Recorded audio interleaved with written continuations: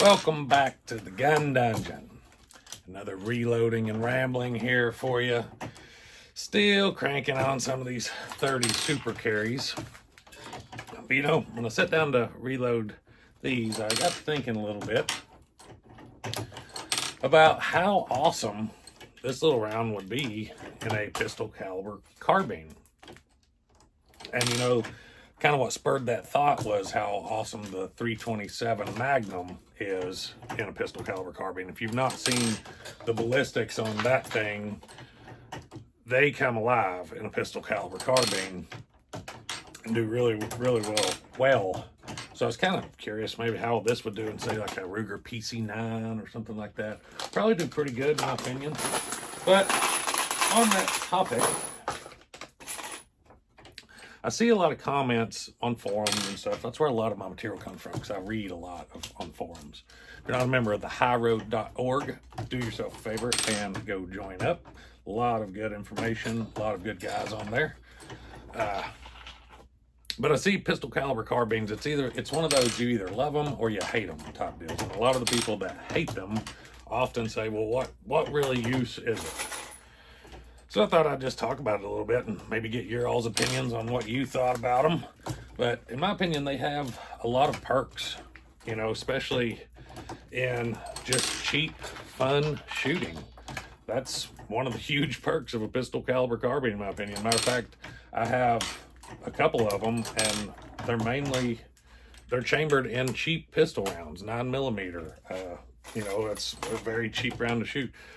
It's very tough to find a rifle cartridge other than 22 or something that is cheap to shoot as a pistol caliber carbine.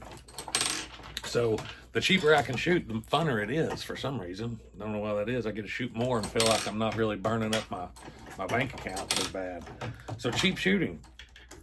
But also, if you think about it, you know, talk about like short barreled, subsonic, home defense suppressor type weapons. To me, that makes a lot of sense for a pistol caliber carbine.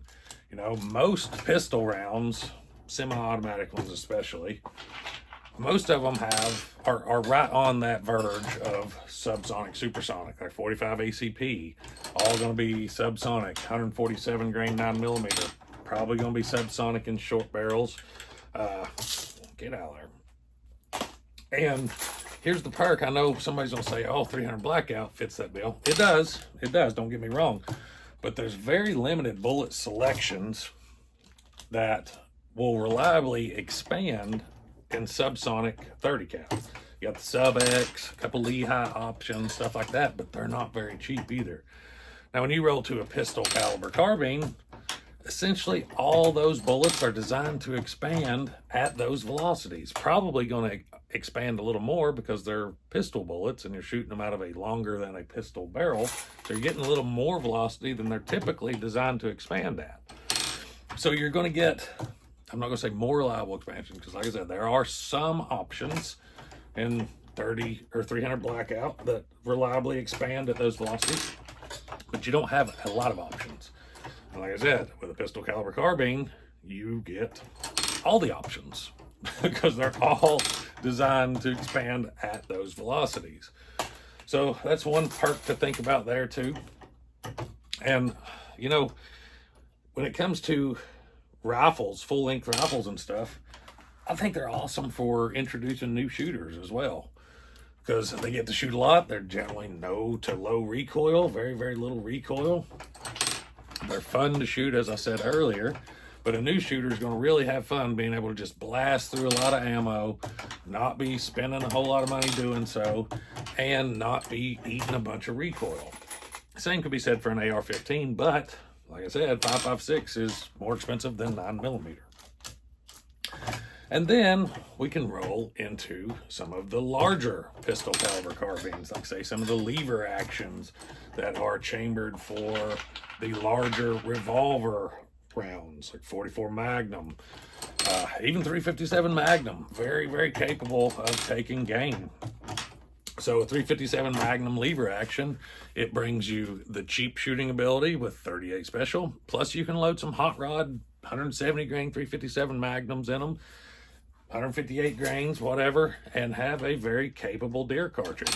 Same can be said for 44 Magnum, not so much on the cheap side, because 44 Special is not very cheap. But as far as power, you get a good little thump from a 44 Magnum out of a rifle. You're going to do something.